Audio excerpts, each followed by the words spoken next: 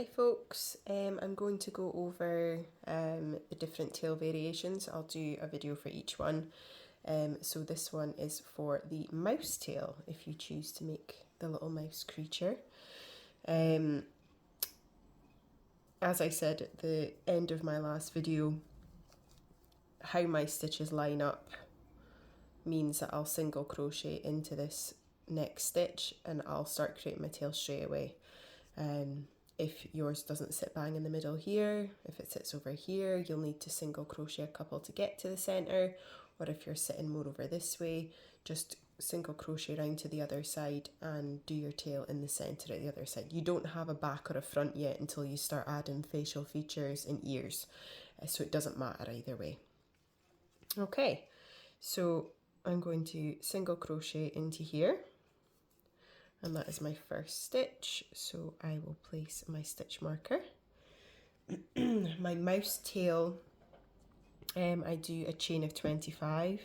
1, 2, 3, 4, 5, 6, 7, 8, 9, 10, 11, 12, 13, 14, 15, 16, 17, 18, 19, 20, 21, 22, 23, 24, 25.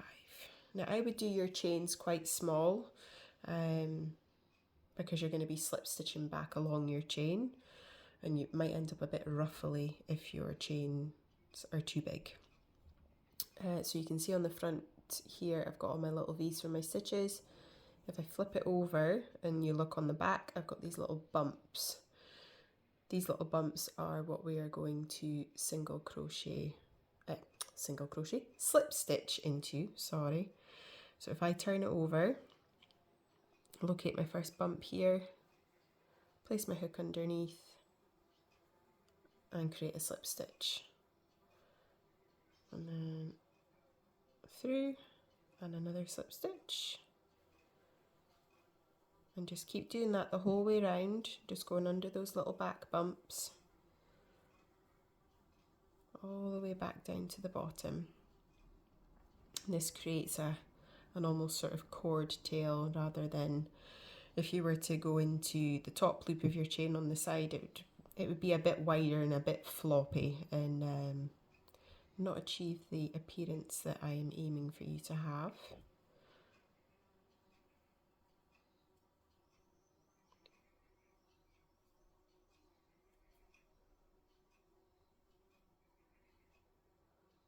Apologies if you can hear the buzz of flies in the background.